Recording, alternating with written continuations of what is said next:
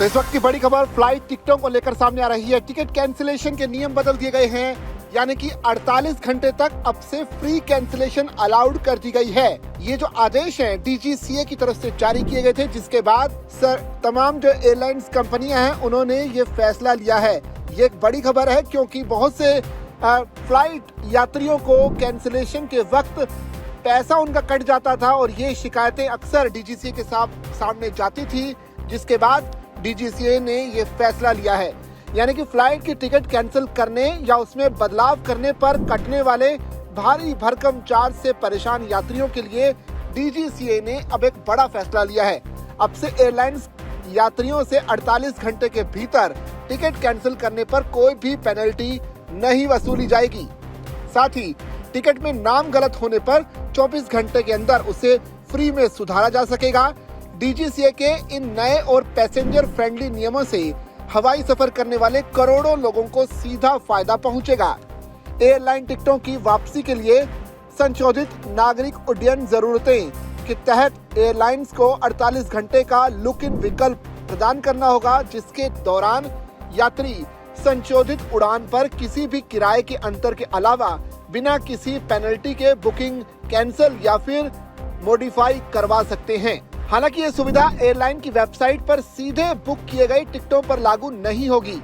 यदि घरेलू उड़ानों के लिए यात्रा करने की डेट बुकिंग डेट से 7 दिन के भीतर है या इंटरनेशनल फ्लाइट्स के लिए 15 दिन के भीतर है, तो 48 घंटे की समय सीमा के बाद सामान्य कैंसिलेशन और संशोधन शुल्क लागू होंगे।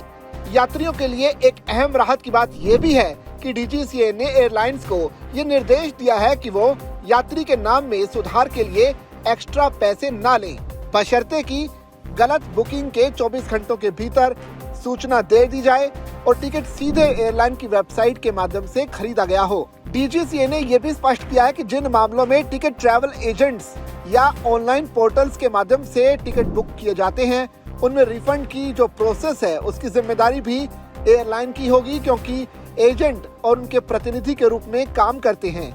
एयरलाइंस को 14 वर्किंग डेज के भीतर रिफंड की जो पूरी प्रक्रिया है उसे कंप्लीट करना होगा। बदले गए नियमों में हेल्थ और इमरजेंसी का जो नियम है उन्हें भी ध्यान में रखा गया है, क्योंकि अगर यात्रा अवधि के दौरान एक ही PNR पर यात्रा कर रहे किसी यात्री या परिवार के सदस्य को अस्पताल में भर्ती कराया जाता है तो एयरलाइन रिफंड या क्रेडिट शेल की पेशकश कर सकती है।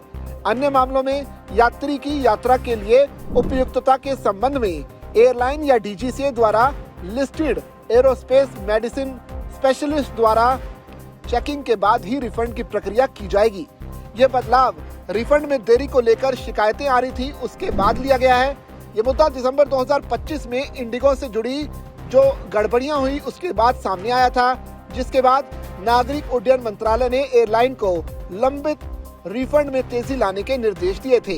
DGCA के आंकड़ों के मुताबिक अकेले दिसंबर 2025 में निर्धारित एयरलाइंस को यात्रियों से संबंधित करीब 29,000 से ज्यादा शिकायतें मिली, जिसमें से 7.5% शिकायतें खाली रिफंड से जुड़ी हुई थी। इस महीने के दौरान घरेलू एयरलाइनों ने करीब 1.5 करोड़ से ज्यादा यात्रियों का उन्होंने परिवहन किया।